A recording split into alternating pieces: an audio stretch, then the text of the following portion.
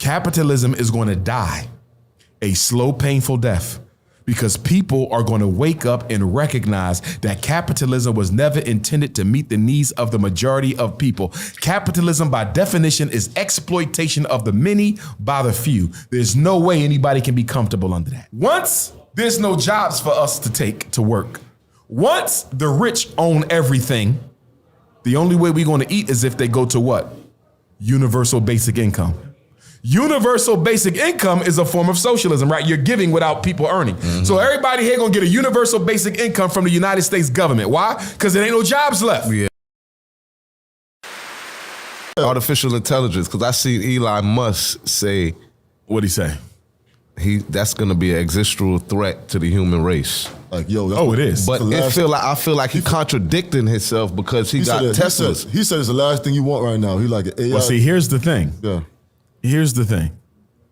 If you continue to make the robot too intelligent and you don't know how to work out all the glitches and the controls, anything can malfunction. Yes. If I teach a robot to kill people, and if it malfunctions, it's gonna start killing people. You feel me? Yes. So number one, I think that with artificial intelligence, there is definitely a threat to human safety if you continue to make these machines more and more independent, more and more self-reliant, more independent of human supervision, and then you give them dangerous responsibilities that involve safety and security. That's one issue. The other issue is artificial intelligence is going to destroy the traditional 9-to-5 job and 40-hour work week.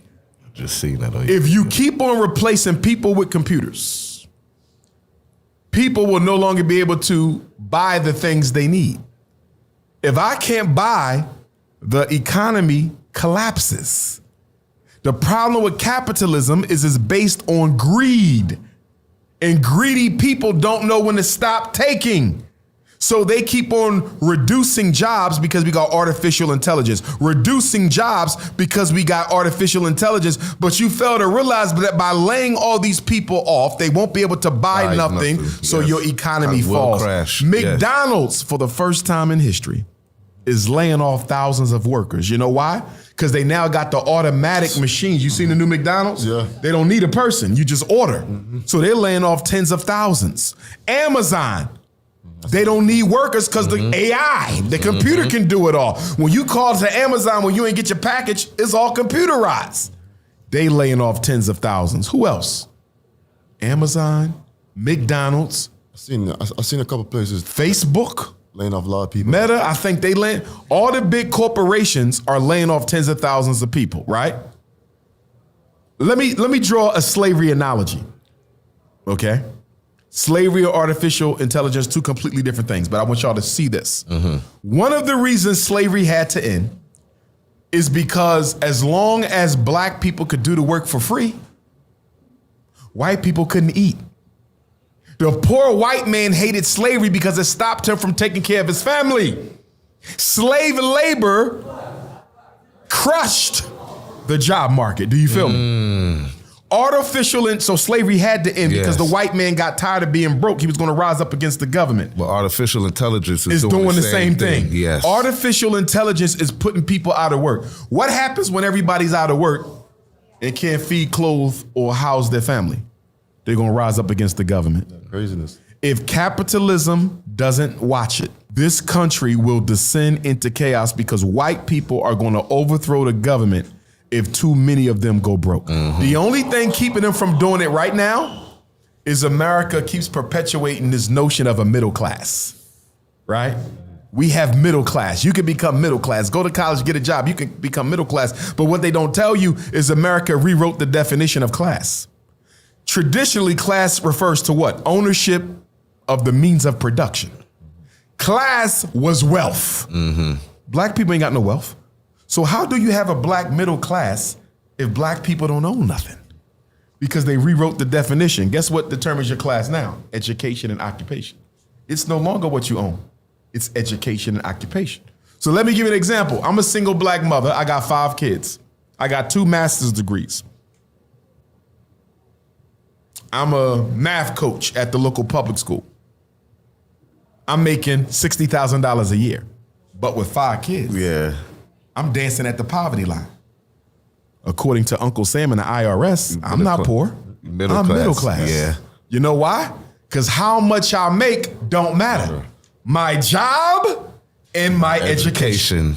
My money don't matter. And that's how they perpetuate the myth. Oh, this is what they say. The black middle class is larger than it's ever been.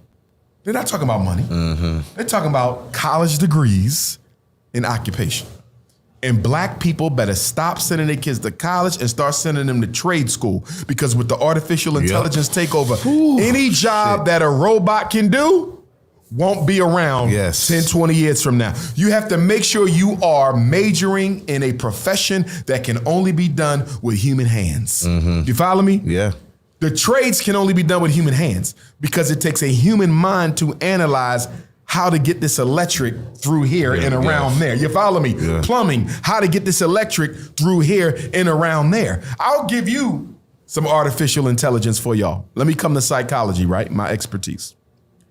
Don't you know that in COVID, our children were being tested electronically for special ed disabilities? In other words, there's computer programs that will now evaluate the kid. And even before that, when I test your kid, I can take their scores and put them in a program and hit return on a computer, and the computer will produce a psychological evaluation report. Yeah. Now, what's the problem with that? You might say, what's wrong with the computer? Did the computer see your kid? Did the computer talk to the mother? Did the computer talk to the teacher? Did the computer see the grades? Did the computer see the test scores? Did the computer know that kid was sexually abused or a foster kid or his mama died or grandmom passed away? Is the computer able to take into account any of the contextual variables that might explain why he can't read other than a learning disability? Do you feel me? Yes. So artificial intelligence in the field of psychology is leading to the overdiagnosis of black people with problems they don't have. In psychology, I already see how artificial intelligence is causing problems with our people because some jobs must be done by humans. But when you live in a capitalist society driven by greed, the bottom line is the profit margin, not the best interests of people. And that's why I would argue capitalism is going to die a slow, painful death. Because people are going to wake up and recognize that capitalism was never intended to meet the needs of the majority of people. Capitalism, by definition, is exploitation of the many by the few. There's no way anybody can be comfortable under that. And that's why I'm not a socialist either, because although we look at capitalism and socialism as being opposites, I see them as mother and child. Capitalism gives birth to socialism. You want to know why? Once there's no jobs for us to take to work. Once the rich own everything, the only way we're going to eat is if they go to what? Universal basic income. Universal basic income is a form of socialism, right? You're giving without people earning. So everybody here going to get a universal basic income from the United States government. Why? Because there ain't no jobs left. Yeah. So do you see? That's socialism. And who gave birth to it? Capitalism.